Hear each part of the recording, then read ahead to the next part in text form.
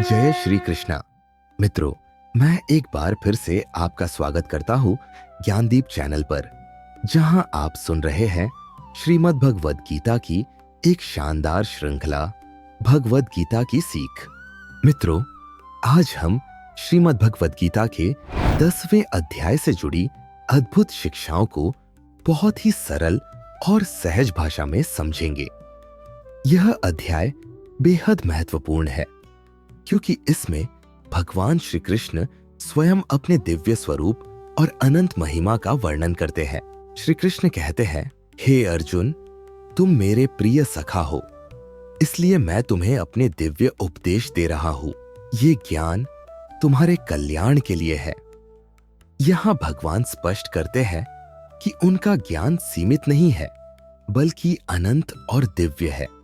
इसे पूरी तरह समझ पाना किसी भी देवता या महर्षि के लिए भी संभव नहीं है, क्योंकि भगवान स्वयं ही समस्त ब्रह्मांड के उद्गम है।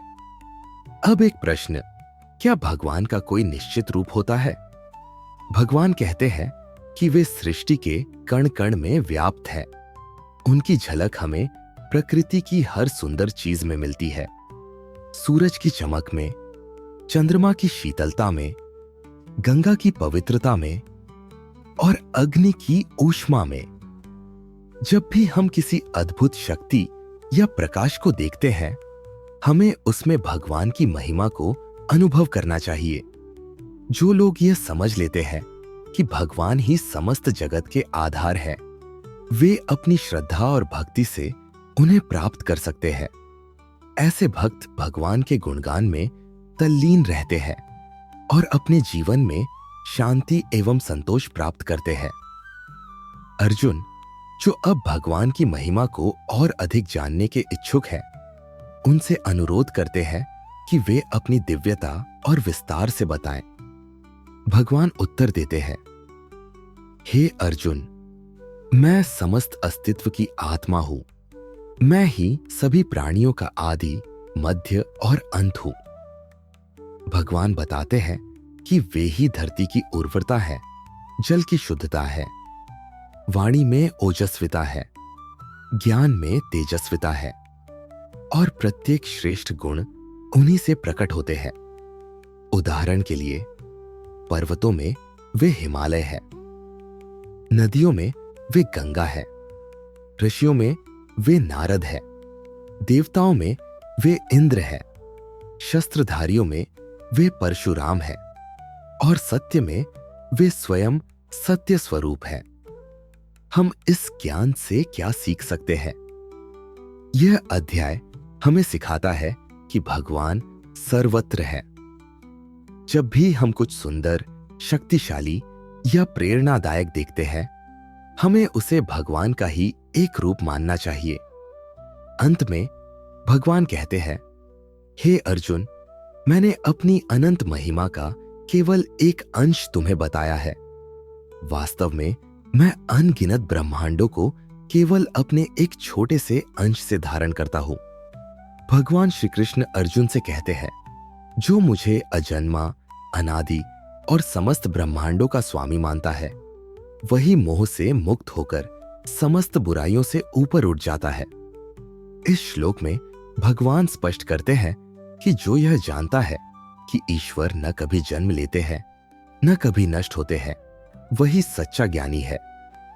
श्री कृष्ण आगे कहते हैं, हे अर्जुन, सभी जीवों की बुद्धि, ज्ञान, स्पष्टता, क्षमा, सत्यता, इंद्रियों पर नियंत्रण, सुख दुख, जन्म मृत्यु, भय निडरता, अहिंसा, संतोष, तपस्या, दान, यश और अपयश से ही उत्पन्न होते हैं।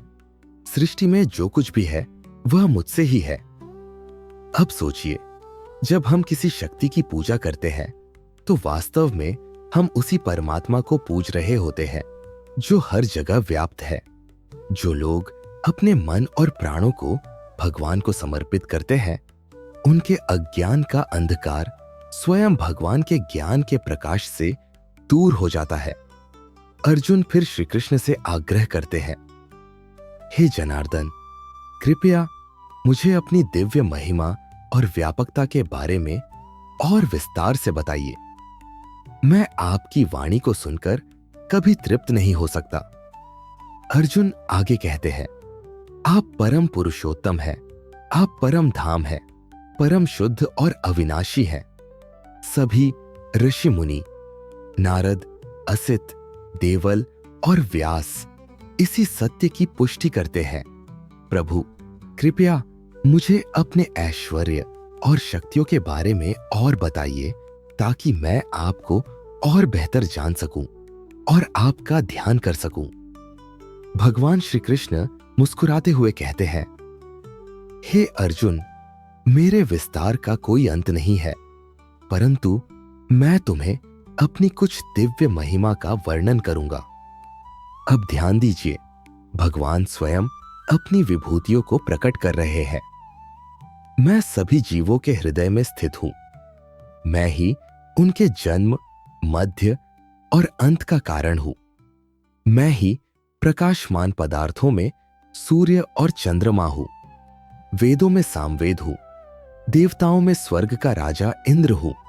इंद्रियों में मन हूं और प्राणियों में चेतना हूं। रुद्रों में मैं शंकर हूं।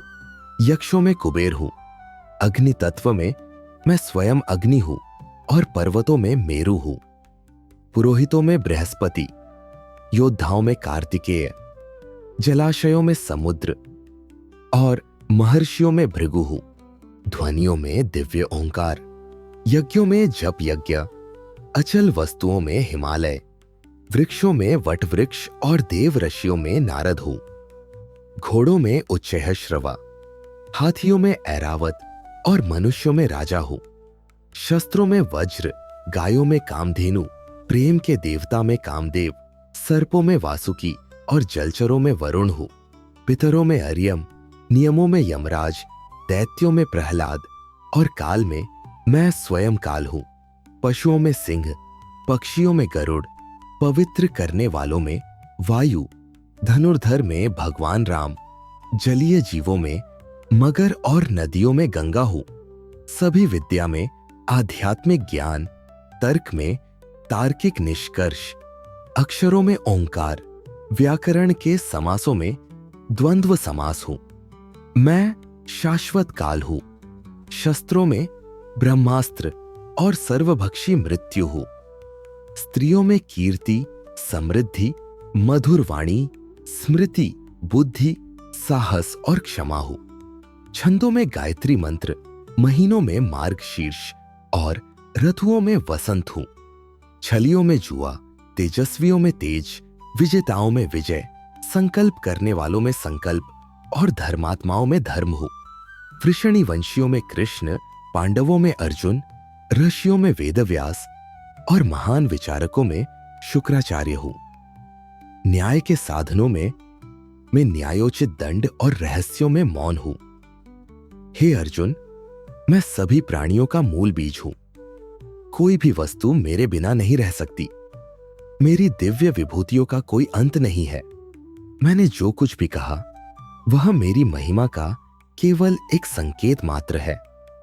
जो कुछ भी सौंदर्य, ऐश्वर्य या तेजस्विता से भरा है वह मेरी ही झलक है। अब जरा सोचिए, भगवान कहते हैं, हे अर्जुन, इतना जान लेना ही पर्याप्त है कि मैं अपने एक छोटे से अंश मात्र से समस्त सृष्टि को धारण करता हूं। पूरा ब्रह्मांड मेरे ही तेज से संचालित होता है। अब इसे अपने जीवन में कैसे लागू करें? भगवान ने स्पष्ट कहा कि अर्जुन को पूरे ब्रह्मांड का ज्ञान प्राप्त करने की आवश्यकता नहीं है। इसी तरह हमें भी अपने जीवन में केवल वही ज्ञान अर्जित करना चाहिए जो हमें अपने लक्ष्य तक पहुंचाने में सहायक हो। जो बातें हमारे लिए अप्रासंगिक हैं, उनमें उलझकर हमें अपने मन को विचलित नहीं करना चाहिए। सत्य, धर्म और ज्ञान के मार्ग पर चले, अपनी ऊर्जा और समय सही दिशा में लगाएं, भगवान का स्मरण करें और अपने कर्मों में लगे रहें। साथियों, आशा है कि श्रीमद् भगवद गीता के 10वें अध्याय की यह सरल और भावनात्मक व्याख्या आपको अवश्य पसंद आई होगी। अब आपकी बारी। इस अध्याय से आपने क्या सीखा, हमें कमेंट में जरूर बताएं। यदि व्याख्या में किसी प्रकार की त्रुटि रह गई हो तो मैं आप सभी से क्षमा प्रार्थी हूं। जल्द ही हम मिलेंगे श्रीमद् भगवद गीता के अगले अध्याय की एक और सुंदर, सहज और गूढ़ व्याख्या के साथ। यह दिव्य ज्ञान भगवान श्री कृष्ण की वाणी है और इसे आप तक पहुंचाने का सौभाग्य मुझे प्राप्त हुआ है। इसके लिए मैं हृदय से कृतज्ञ हूं। यह दिव्य ज्ञान सब तक पहुंचाने के लिए इस वीडियो को लाइक करें, शेयर करें और चैनल को सब्सक्राइब करें।